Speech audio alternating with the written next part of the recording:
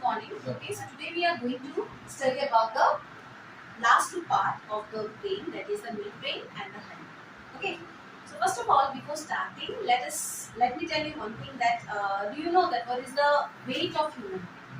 What is the weight of human brain? 1400 grams. 1400 gram in case of male and 1250 gram in case of female. Okay, that doesn't mean that the females are having less brain or more brain like that, or males are having more. It is nothing related to that. The weight has no relation with the means using capacity of the brain or the intelligent capacity of the brain. In last one I have told you that it is about the folds that are present in the cerebrum. If the folds are more, then the person will have more intelligence. Okay, and if the folds are less, then less. How less? If you are not doing activities, if you are not using your brain power, if you are not doing the memory exercises like maths, solving puzzles and all, then this power will be getting reduced. Okay, now let us come to the connecting link between the forebrain and the hindbrain, that is our midbrain. Okay, it has no separate function like the forebrain that we have studied. It has cerebrum which perform the various function. It has no separate function like that, but it is a connecting link between the that is a forebrain and the hindbrain.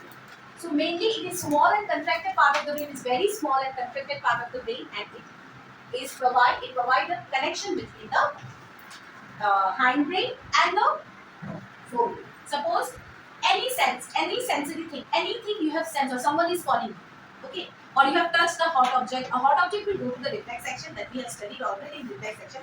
Okay, suppose you are writing something, so that one, in order to write, your brain has to instruct you to do that. Okay, this will be done by which part of the brain? This we are going to see now. Okay, so in case of midbrain, they provide the information to the forebrain. Whatever the information it is being done, whatever the sense we are sensing, जो हम लोग sense कर रहे हैं, ठीक है, जो information हम लोग हमारे सेंसरी न्यूरॉन से गैदर कर रहे हैं, वो इंफॉर्मेशन स्पाइनल कॉर्ड तक जा रहा है. ओके, स्पाइनल कॉर्ड से वो, ये स्पाइनल कॉर्ड है, स्पाइनल कॉर्ड से वो कहाँ जाएगा? हिंडब्रेन में जाएगा. इसके बाद मिडब्रेन उसको सेरिब्रम में लेके जाएगा. पहले ये स्पाइनल कॉर्ड है, जो इंफॉर्मेशन है वो spinal cord via sensory nerves they will collect the information from spinal cord. It will pass to the brain. brain का कौन सा पार्ट? hindbrain. इसके बाद midbrain. इसके बाद forebrain. temporal lobes है, बहुत सारा जगह है जहाँ पे फंक्शन होता है. ओके, सो midbrain मेनली क्या प्रोवाइड करता है? कनेक्शन प्रोवाइड करता है. कुछ भी हो, देखो मूवमेंट प्रोवाइड करता है, लीफ का मूवमेंट. ये मैंने उठाया, ये वाला पहले भी, so it is being control by my midbrain. Okay, next one, that is the last part of our human brain, that is the hindbrain. It consists of pons, cerebellum, there is a cerebellum, and medulla oblongata. So pons is the regulation center of breathing regulation center. ये हमारा pons. Cerebellum क्या करता है? It is known as the solid part of the brain. ये ही एक part है जो brain का सॉलिड है, बाकी सारा पार्ट सॉलिड नहीं है. They are not solid. Cerebellum is the only part of the brain which is solid. Okay, and it consists of tree of life. If a person's cerebellum is damaged, the person will die at that moment. Damage or weak, it's a difference. Paralysis में week होता है. आप लोगों ने पूछा अभी कि paralysis इसका मतलब क्या है? उसका सेरिब्रम वीक है कि नहीं? Cerebellum is weak and getting damage. कोई बस में चल रहा, अचानक से पीछे के बल वो गिर गया, ठीक है, उसका सेरिबेलम डैमेज हो गया, उसी जगह पे उस पर्सन की डेथ हो जाएगी. या फिर और एक पर्सन चल रहा हो, ट्रेन में चलने के टाइम वो उसका सेरिबेलम में नहीं लगा लेकिन यहाँ पे लगा, ठीक है, वो भी मर गया, उसका मेडुला ऑब्लोंगेटा डैमेज हो गया. क्योंकि ये लिंक प्रोवाइड करता है ब्रेन का हमारे बॉडी से. अगर हमारा बॉडी और ब्रेन में लिंक ना हो, क्या हमारा बॉडी फंक्शन कर पाएगा? नहीं कर पाएगा. So this part is been providing the link between the brain and all the other parts of our body. Okay. Now, cerebellum is the solid part and the tree of the life. Then it maintains the balance. छोटा जो बच्चा है वो दिखना अच्छी तरह से नहीं चल पाता है. पहले चल पाता है क्या? नहीं चल पाता है. They need some time in order to be balanced. and these ears help us to use. Our ears help us to maintain the balance. क्यों ईयर्स है हमारा इतना बड़ा क्यों है? क्योंकि ईयर का तो बाकी सारा पार्ट तो देखो, ये छोटा वाला पार्ट सिर्फ चाहिए ना सुनने के लिए, तो इतना बड़ा क्यों है रे? इतना बड़ा कान क्यों है? किस चीज के लिए चाहिए इतना बड़ा? कभी कभी आप लोगों ने कभी सोचा है कि इतना बड़ा कान क्यों है? ये तो छोटा सा पार्ट है, छोटा होने से भी चलता है, इतना बड़ा क्यों है? It is providing the balance, it help us to maintain the balance. इसका मतलब है जिसका कान एक रहेगा या फिर छोटा रहेगा या फिर किसी का है, they will have less balance. It helps us to maintain the balance. Okay. That balance is being maintained by which part of our brain? Cerebellum. Which part of our brain? Cerebellum. It is the second largest part of our brain. First largest part क्या था? Cerebrum. And second largest part? Cerebellum. Okay. Then medulla oblongata. ये connection provide कर रहा है. ठीक है? किसमें? Spinal cord में और brain में ये connection provide कर रहा है. So it control all the voluntary activities and as well as involuntary activities. Voluntary activities मतलब जो हम हमारे इच्छा से करें. ये पेन उठाना, कोई बुलाए तो रिस्पॉन्ड करना, कोई चीज लिखना, नहीं अभी नहीं लिखना है, कोई दोस्त बुला रहा है, अरे वो बुला रहा है, ठीक है मैं रिस्पॉन्ड करूंगा, और कोई दोस्त बुला रहा है, नहीं मुझे रिस्पॉन्ड नहीं करना, ये वॉलंटरी है ना, मैं अपनी खुद की मर्जी से कर रही हूँ ना, सो दैट इज वॉलंटरी एक्टिविटीज. और कोई तो एक्टिविटीज है, कोई बुला के मर जा रहा है, जा नहीं मुझे नहीं सुनना, वी आर लाइक दैट ना. क्यों नहीं सुनना है? क्योंकि उससे लड़ाई हो गया था, पहले 2 दिन पहले उससे लड़ाई हो गया था, मुझे नहीं सुनना. So these are involuntary things, these are voluntary things which works according to our will. अगर हमें इच्छा हो तो हम करेंगे. चलना, यहाँ पे जाना है, वॉलंटरी लोग जा रहे हैं. लेकिन अब आप सोचो, अगर आपका हार्ट आपसे परमिशन मांगता बीट करने के लिए, हम लोग आज रहते नहीं, मैं बिजी हूँ अभी, आप कुछ काम कर रहे हो, ठीक है, बहुत बिजी हो, मैच देख रहे हो, ठीक है, हार्ट आपसे पूछ रहा है शैल आई बीट, और आपने इस हार्ट को रिप्लाई करना आप भूल गए, तो क्या होगा? At that moment only we die. If there are involuntary muscles in case of our heart. If the heart contains involuntary muscles, voluntary muscles. If the heart contains voluntary muscles, अगर हमारे मन से जो काम करता है, जो muscles, that is the voluntary which work according to our will. There are muscles which work according to our will, voluntary muscles. किसी का चीज पकड़ना, कोई चीज रखना, ओके, कोई बुलाए तो सुनना, कहीं जाना, सब वॉलंटरी है. अगर वो सेम मसल्स अगर हार्ट में होता, किडनी में होता, ठीक है, लंग्स में होता, तो सब हमसे परमिशन मांगते, हम वो करें, should we breathe, should we circulate, should we excrete. So क्या हमारा प्रोसेस होता?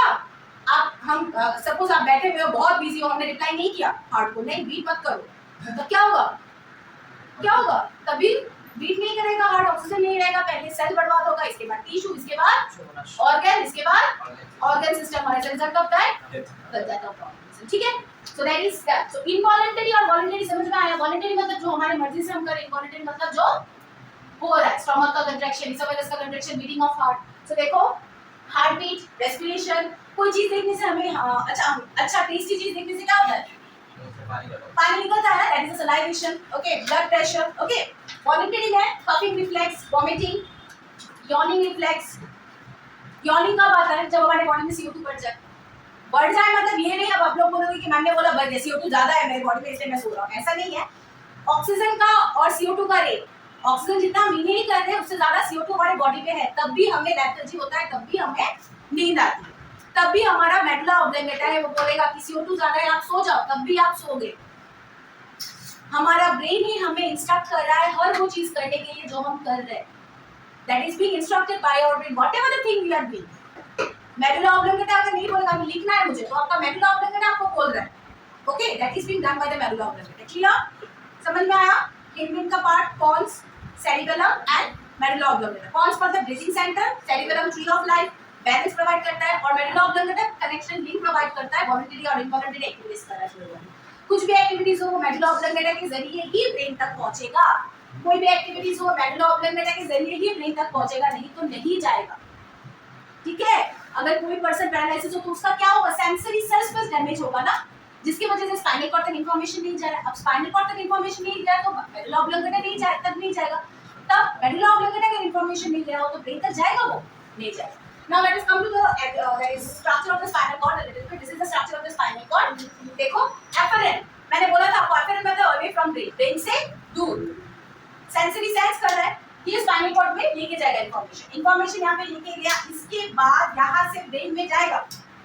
इंफॉर्मेशन, देन ब्रेन डिसाइड करेगा हमें करना चाहिए नहीं करना चाहिए। सपोज आपने क्या किया, कोई आपको बुला रहा है, ठीक है, आप पहचानते हो उसे इंसान को, फिर आप नहीं पहचानते। सो ये सेंसरी इंफॉर्मेशन, आपका सेंस या मसल्स ये इंफॉर्मेशन लेके गया, कहाँ लेके जाएगा? स्पाइनल कॉर्ड में। स्पाइनल कॉर्ड से कहाँ जाएगा? ब्रेन में। कैसे जाएगा?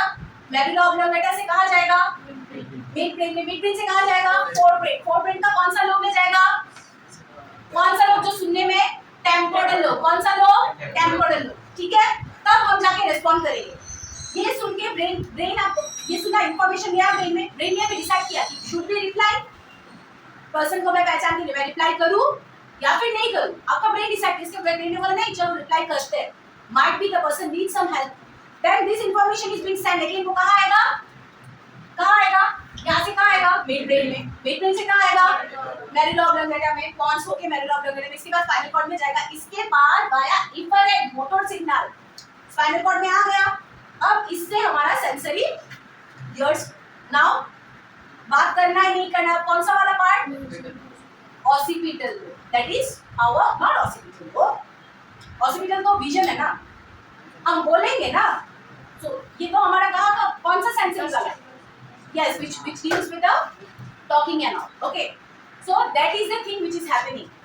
इतना इजी नहीं है, कोई बुला रहा है झट से हम लोग रिस्पॉन्ड कर रहे हैं, ठीक है। इतना सारा चीजें होता रहता है हमारे ब्रेन में। तो स्टार्टिंग में हमने बोला था ना, we have used the term that it is the human brain which is understanding this.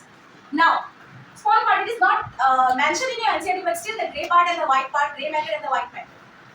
Nerve cell, this is the nerve cell. This is the nerve cell.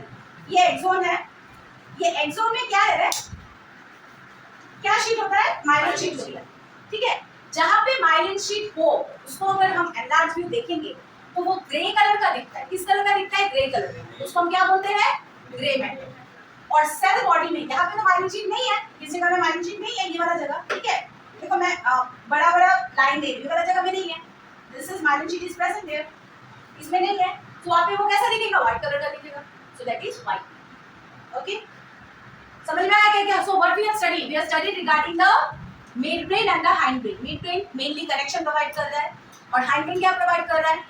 Hind brain forms breathing center, then it is the cerebellum which is providing the balance, and then medulla oblongata link voluntary activities, involuntary activities. Then we came across the action of the spinal cord structure, little bit structure of the spinal cord. Okay, I hope you have understood the video. Thank you. Bye bye.